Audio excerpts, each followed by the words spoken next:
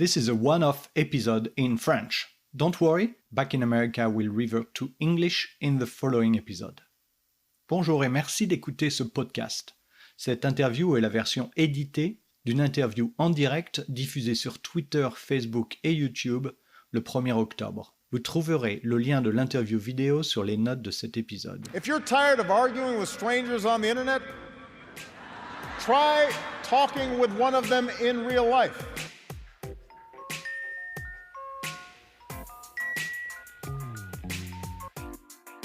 Welcome to Back in America, the podcast. Je suis Stanislas Berthelot et vous êtes sur Back in America. Aujourd'hui, et une fois n'est pas coutume, Back in America est en français. Et contrairement aux épisodes précédents, nous n'avons pas traité de la culture, des valeurs et de l'identité des États-Unis. Mon invité va me rejoindre dans quelques instants. Si je lui ai demandé de partager son expérience, c'est qu'à l'image de beaucoup de mes invités interviewés depuis le début de la pandémie, cette période a été pour lui l'occasion de réfléchir sur sa vie. Eric Marsh nous disait que les Américains ont profité du confinement pour réaliser l'ampleur du racisme systémique aux États-Unis. Glenda Wren, de son côté, a redécouvert ses enfants et l'intérêt de dîner en chambre chaque soir. D'autres ont été confrontés à la dépression ou aux violences domestiques. Positivement ou non, le Covid n'épargne personne. À New York, depuis mars, plus de 246 000 personnes ont quitté la ville, ce qui représente une augmentation de presque 100% par rapport à la même période en 2019. En France, d'après le magazine Capital, un cadre parisien sur deux envisage de quitter la région parisienne. Pour mon invité, la Covid-19 a été le déclencheur d'un changement de vie radical. En février, il vivait avec son épouse, chinoise, et son fils de 4 ans à Shanghai. Cadre dans l'industrie automobile, il est également DJ et producteur de musique électronique pendant son temps libre. Il est booké 1 an en avance pour jouer dans les plus grands clubs de Shanghai. 4 mois plus tard, et après de nombreuses nuits blanches, c'est au Croisic, petit port de 4000 habitants en Loire-Atlantique, qu'il vit avec sa femme et son fils. Thierry Sauvage, bonjour et bienvenue sur Back in America. Nous sommes en direct. Est-ce que vous pouvez vous présenter succinctement ? Oui, bonjour, je me présente Thierry, d'origine française, enfin français, et plus connu sous mon nom d'artiste Titi. Donc nous allons remonter le temps, Thierry, et nous sommes en octobre 2019. À quoi ressemble ta vie à ce moment-là ? Où habites-tu ? Que fait ton épouse ? Et où est-ce que ton fils va à l'école ? En octobre 2019, je vis à Shanghai. Je travaille pour une grosse boîte, une grosse société chinoise, un fournisseur qui fait des pièces automobiles pour l'intérieur, travaillant pour tous les constructeurs au monde. Donc ma partie, moi, c'était de gérer tous les projets internationaux. Donc j'avais en client, j'avais Jaguar, bien sûr, j'avais Lotus, VinFast, le nouveau constructeur vietnamien. Voilà, pour à peu près les majeurs.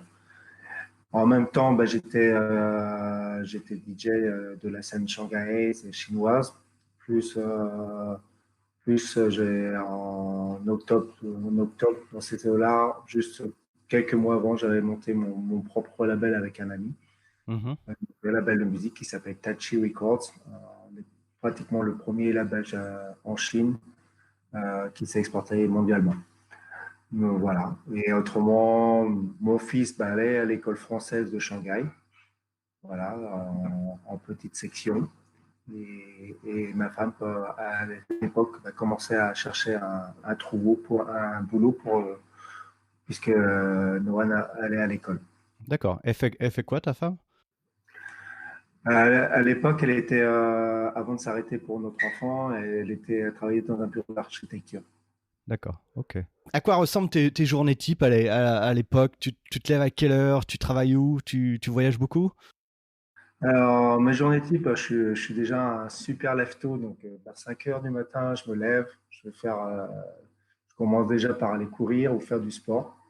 Et, ça, c'est toujours mon quotidien du matin.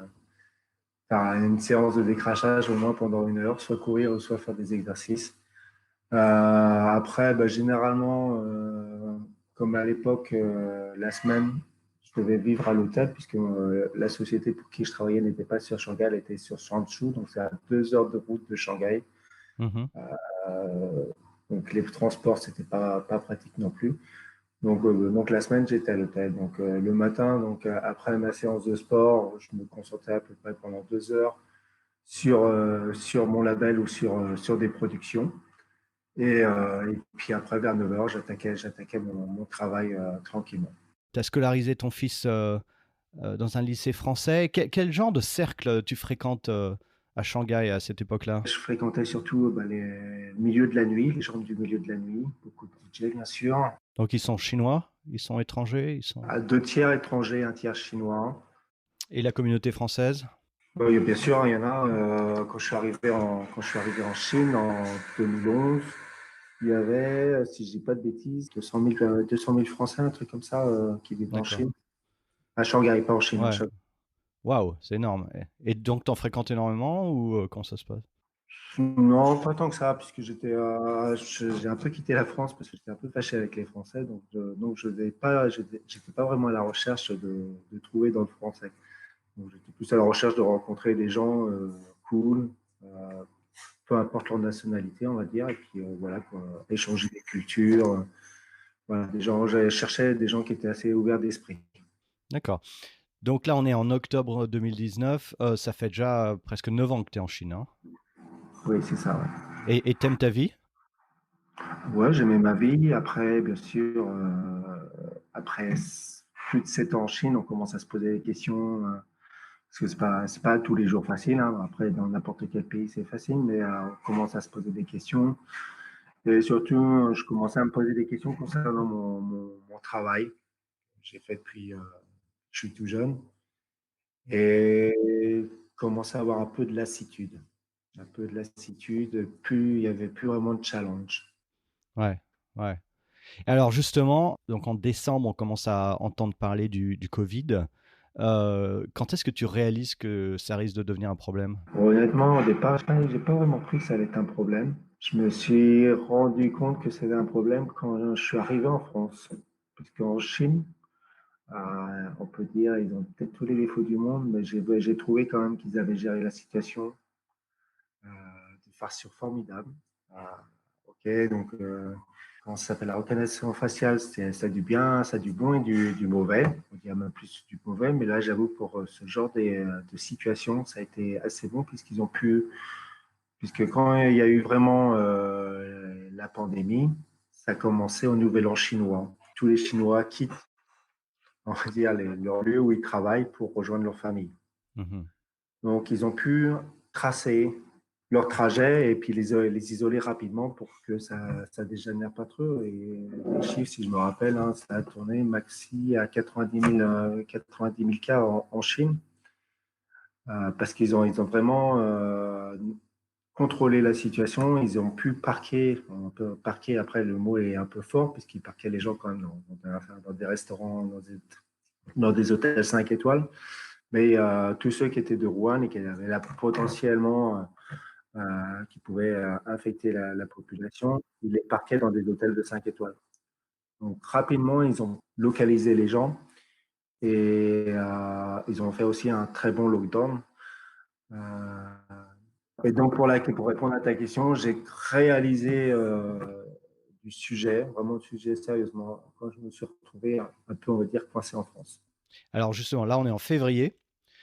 Un copain, tu rentres en France pour un voyage d'affaires et un ami t'héberge à Paris, c'est ça? Tout à fait. Donc le 31 janvier, je prends un avion pour aller à Paris. Moi, mes clients, c'était Jaguar et Lotus, donc j'avais des réunions importantes en Angleterre. Donc quand je suis arrivé en France, mes réunions ont été annulées. Ils m'ont demandé de faire une quarantaine. Donc je suis resté 15 jours en France chez mon ami en attendant que la quarantaine se passe, parce que les réunions, elles étaient vraiment importantes, hein. Après, j'aurais pu rentrer et puis dire tant pis pour les réunions. Je pense que si j'avais pris cette décision-là, aujourd'hui, on ne serait pas en train de discuter. Et donc, j'ai dit avec mon supérieur, on a décidé que je faisais la quarantaine pour justement assister à ces 2 réunions importantes avec mes 2 clients. Donc voilà, et au fur et à mesure, la pandémie est arrivée en Europe. Air France a commencé à annuler ses vols, et donc ils m'ont annulé mes vols de retour pratiquement, puisque chaque fois que je définissais un vol de retour avec eux, ils me les annulaient. Jusqu'au moment où je suis arrivé à une phase critique où c'est que j'avais mon visa qui expirait. Et quand il a commencé à vraiment voir la pandémie arriver sérieusement en Europe, donc là, la Chine a fermé ses portes, donc je n'ai pas pu renouveler mon visa. Malgré que je sois marié, malgré que ma société soit chinoise et tout, c'était impossible de renouveler ce visa. Donc, je me suis vraiment trouvé coincé en France, chez mon ami, puisque mon ami m'hébergeait. Et donc voilà. Ouais, et là, on va faire une pause avant de continuer le reste de ton aventure. Donc, Thierry, t'es arrivé en France, t'es bloqué, c'est le confinement, t'es chez ton copain à Paris. On sait ce qui va se passer parce qu'on connaît la suite de l'aventure. Tu vas rester en France, tu vas faire venir à ta famille. Mais remontons un petit peu en passé. J'aimerais que là, tu fermes les yeux. Tu as 10 ans. Où est-ce que tu vis? Quelles sont les images qui te viennent à l'esprit lorsque tu fermes les yeux et que tu te vois enfant de 10 ans? Enfant de 10 ans, mes plus gros rêves, c'était de visiter le monde. Ça, c'est quelque chose que j'ai réussi à faire grâce à mon travail.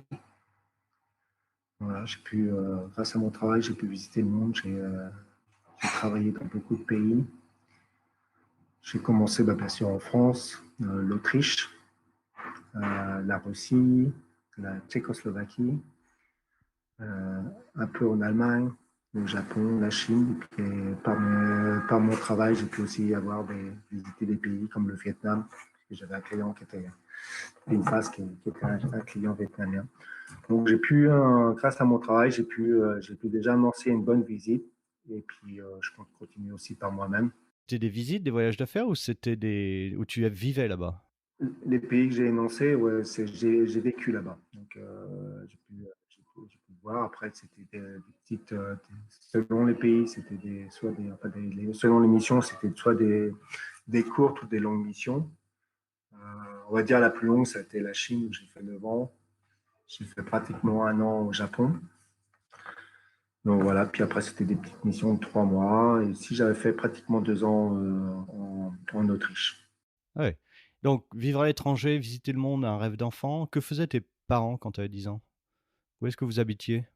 Quand j'avais 10 ans, mes parents avaient une station-service à Angers, avenue Patton. Ils avaient une station-service, donc et donc il y avait aussi un petit ils faisaient garage aussi en même temps.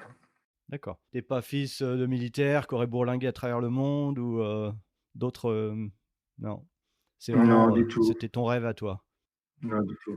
Ouais, c'était mon rêve à moi. J'avais envie de découvrir et découvrir autre chose.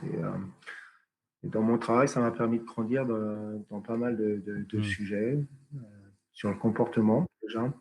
C'est vrai qu'en France, j'avais un comportement, on va dire un peu caractériel, et au fur et à mesure, essayer de comprendre d'avoir différentes situations et tout, ça nous permet de prendre du recul et de voir les choses différemment, donc de grandir. Donc ça m'a permis de grandir. Revenons en février. Comment est-ce que tu réagis quand tu réalises que tu vas pas pouvoir rentrer en Chine, que tu es séparé de ta femme et de ton fils? Qu'est-ce que tu ressens? Beaucoup de frustration déjà. J'étais frustré parce que j'avais ma femme qui faisait et mon fils qui vivait le lockdown à Shanghai. Ils sont restés pratiquement enfermés plus de 3 mois, pratiquement 3 mois dans l'appart. J'avais de la frustration parce que mon fils, de temps en temps, il est pas facile, il est assez naughty, donc il faut avoir de l'énergie pour pouvoir se porter 24 heures sur 24, donc enfermé en plus avec lui. Donc j'avais beaucoup de peine pour ma femme qui j'étais pas là pour la supporter. Donc ça c'était triste aussi. J'avais aussi beaucoup de tristesse parce que bon, le problème, hein, c'est même pour un enfant, on a beau se voir en webcam et tout ça, à un moment, un enfant de 4 ans, il ne comprend pas et il se lasse. Il se lasse de venir à la caméra tous les soirs, ce que je peux comprendre. Hein. Donc voilà, donc j'avais un peu le sentiment de perdre aussi mon fils quand même. J'aimerais comprendre comment ça se passe au moment où tu te dis: «Finalement, je rentre pas en Chine, c'est ma femme qui va venir ici. Je décide de rester en France». Est-ce que tu crois que le Covid, ça a été un déclencheur, de quelque chose qui ouais, ou plutôt, ça a été la goutte qui faisait déborder le vase parce que le c'était déjà amorcé tout ça?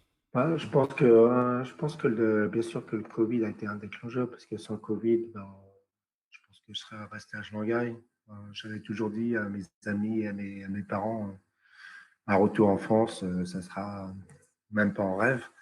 Donc, comme quoi, il ne faut jamais dire jamais. Donc, à un moment, j'ai commencé à poser un peu tout sur la table en disant, OK, comment je peux revoir ma famille, Mmh. sachant que moi, d'aller en Chine, c'était pas possible, je ne pouvais pas avoir le visa. Et même à l'heure d'aujourd'hui, j'ai encore des amis qui sont coincés et qui n'arrivent pas à aller en Chine. Et je me suis dit, la seule façon de pouvoir revoir ma famille le plus rapidement, c'est de les faire venir ou trouver un autre pays où on va aller se retrouver tous ensemble. Donc voilà, donc ça c'était déjà, ça voudrait dire s'exiler de la Chine. Après, le lieu, ça c'était à définir. Mais l'idée, c'était, si on veut se revoir rapidement, c'était s'exiler de la Chine, c'était le seul moyen. Donc voilà, après, pourquoi la France tout s'est passé quand il y a eu le déclencheur, c'est quand il y a eu le premier discours de notre président de la République, où il a annoncé le lockdown total en France. Donc ce soir-là, j'étais à Paris, j'étais chez mon pote, et qui m'a dit, qui m'a suggéré fortement, et m'a fait, bah, va au Croisic, j'ai un appartement là-bas, et comme ça, tu seras mieux là-bas que tous les deux ici dans 40 mètres carrés. Donc voilà, et donc je suis parti au Croisic. Tu connaissais pas le Croisic, je crois, hein? Non, du tout. Je crois que j'ai dû y aller une fois quand j'étais jeune, et encore, je m'en souviens pas. Donc, Donc tu prends le train à Montparnasse, terminus Le Croisic, au bout de la presqu'île guérantaise, après Nantes. je prends le train à Montparnasse, donc bien sûr, comme une fois, j'avais pris les billets. J'avais pris les billets et qu'est-ce qu'ils m'ont fait? Oui, ils m'ont annulé mes billets. Donc, ce que j'ai fait, je l'ai fait un peu à la sauvage. Donc, je suis promis dans le premier train et j'ai dit, bah, tant pis, si je me fais contrôler, je me fais contrôler. Mais c'était la seule façon de pouvoir quitter Paris et d'aller au Croisic. Donc, Et t'as pas été contrôlé. bah, le problème, c'est que tout le monde a fait ça, quoi. Puisque comme ils ont annulé tous les trains, en plus, non, le pire, c'est qu'ils n'ont même pas annulé les trains, mais puisqu'après, j'ai su que le train que j'avais sélectionné a marché. Et leur communication était tellement nulle qu'ils avaient. Donc tout le monde s'est jeté sur le premier train en ayant peur de ne pas avoir de moyens de transport pour aller rejoindre leur maison, quoi. Hmm. Donc la communication a été très mauvaise et tout le monde s'est retrouvé dans des trains entassés. Et là, tu as décidé de rester en France déjà à ce moment-là? Du tout. Enfin, je commençais à. J'y pensais, mais je me disais qu'est-ce que je vais faire en France parce que j'avais pas vraiment envie de. J'avais pas envie de quitter la Chine pour reprendre mon métier. Mon métier.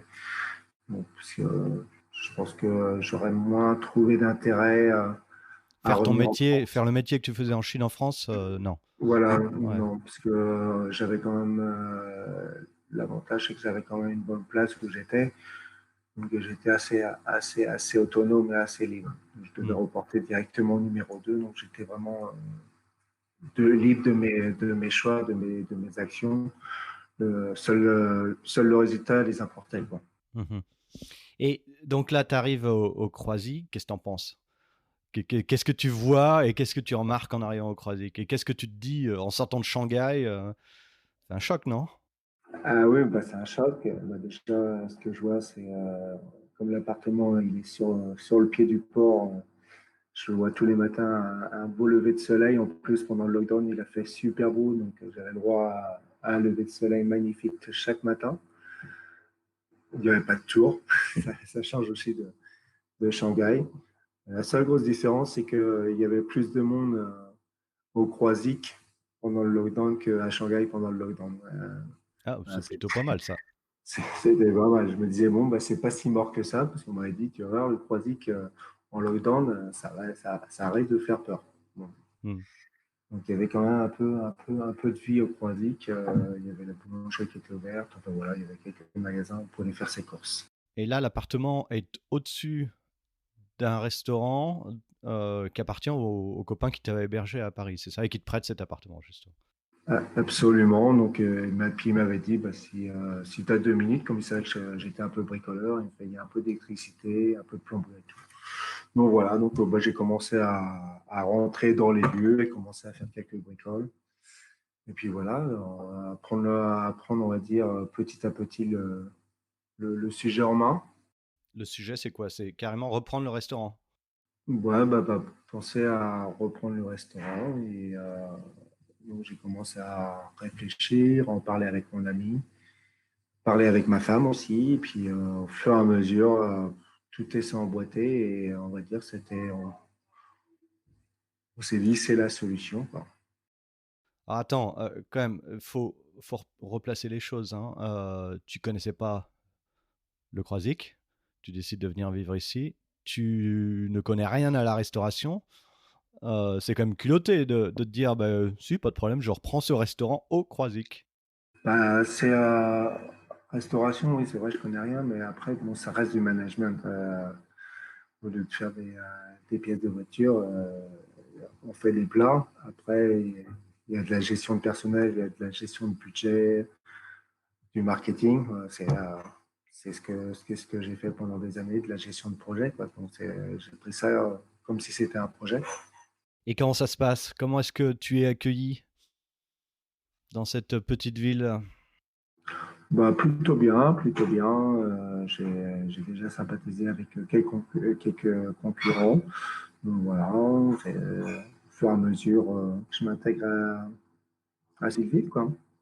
Alors, encore une fois, bon, t'as beau dire que ça reste du management et de la gestion de projet, je trouve que c'est quand même assez gonflé de faire ça.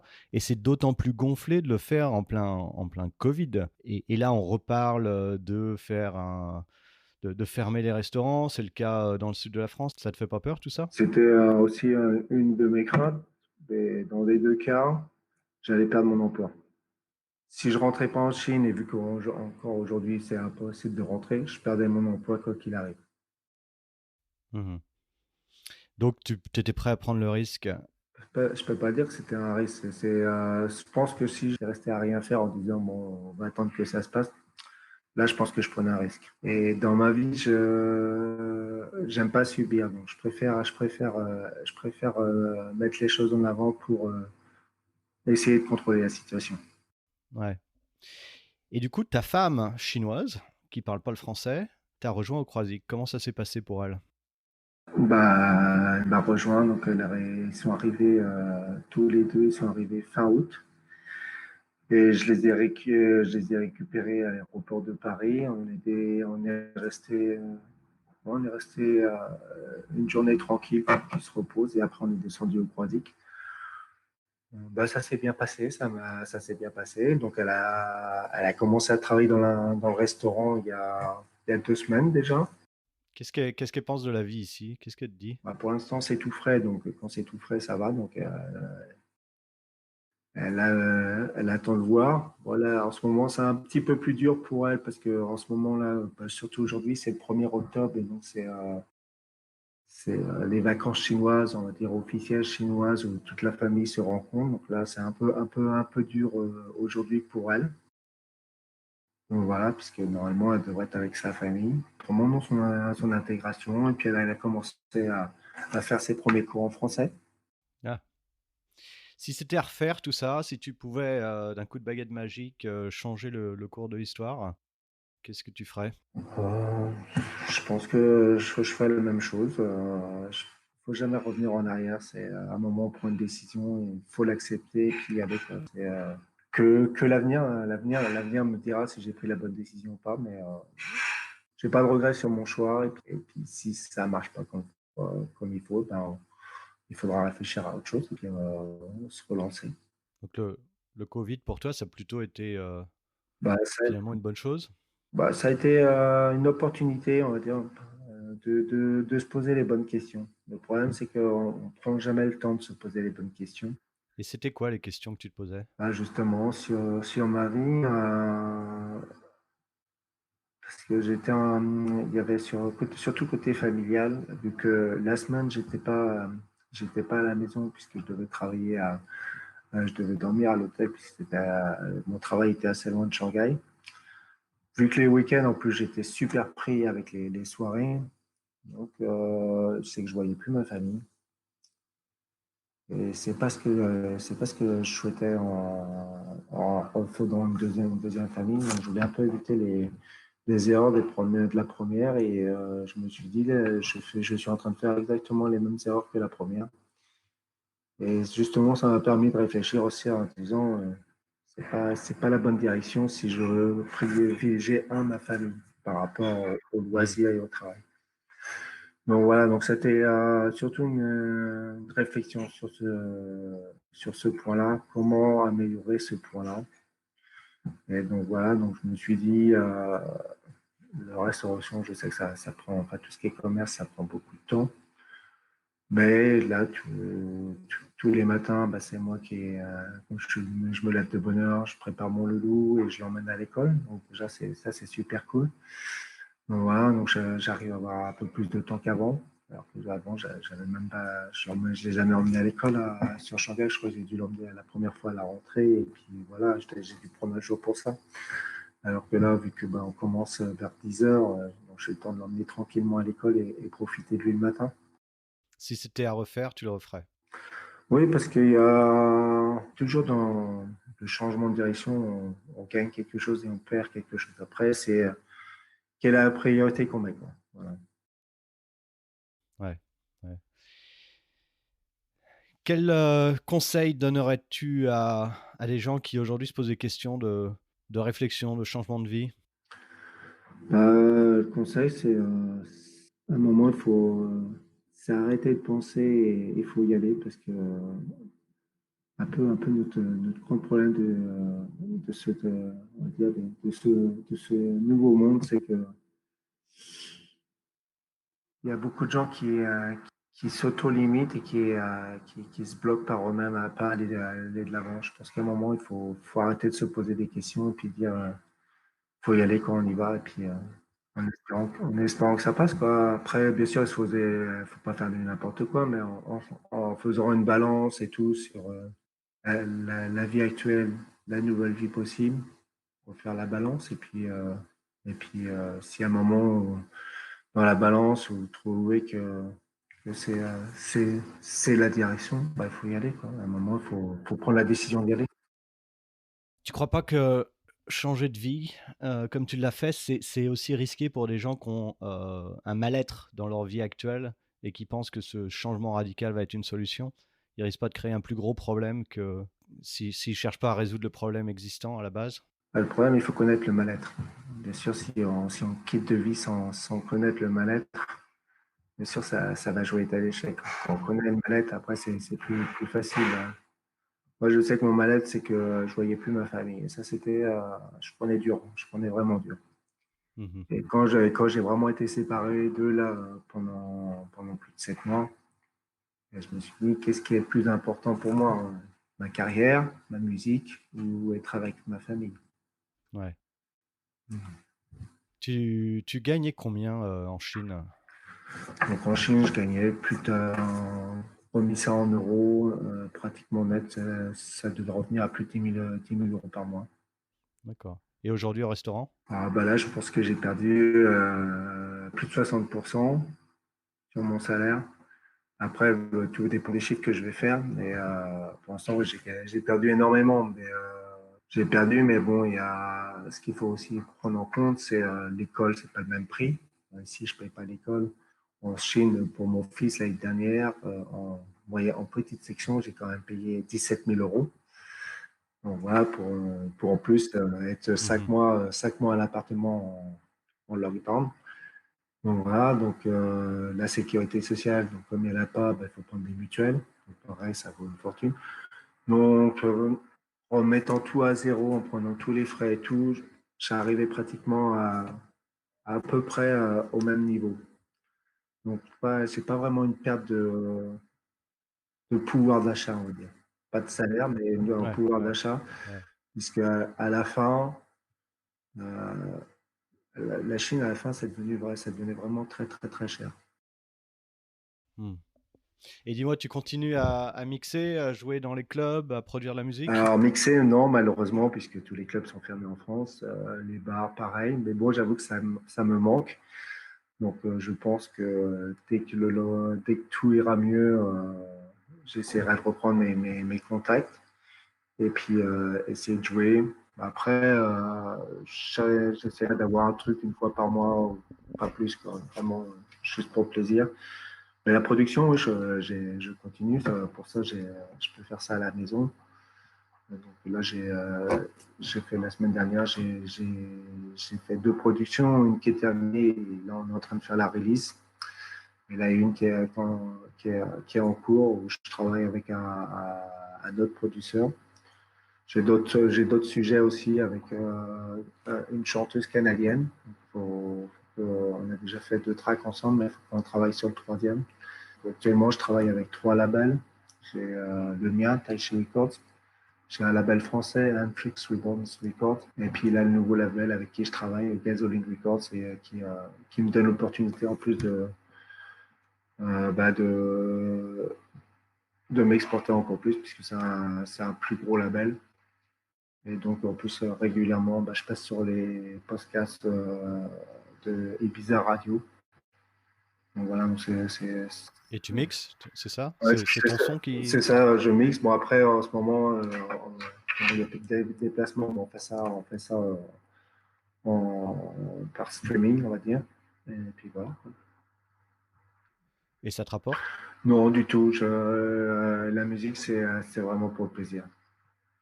Le plaisir, d'abord, la, la vente, c'est pas ce qui va rapporter le plus. Vu que maintenant tout est en streaming, ça ne rapporte pas grand-chose. Et ça me rapportait, oui, quand j'étais en Chine à faire des soirées, parce que ça, oui, ça rapporte. Voilà, mais bon, je cherchais pas à gagner beaucoup avec la musique, juste que ça pouvait Hmm. payer mon matériel et tout, et que ça n'impactait pas sur le budget pour la famille. Voilà. Ok, ok. On arrive à la fin de cet entretien et lorsque je le fais en anglais pour Back in America, la question porte sur les États-Unis. On le fait en français, tu es en France. Ça représente quoi la France pour toi? La France, on va dire, c'est mon pays de naissance. Après, j'étais un peu détaché de mon pays, mais ce que je peux dire, hein, c'est que c'est un privilège d'être né en France. Et ça, on se rend compte de ce privilège quand on va à l'étranger. Quand on est né français, on n'a pas à se poser la question si on est malade ou si on est blessé. Vous allez dans un hôpital, on va vous accueillir, on va vous soigner.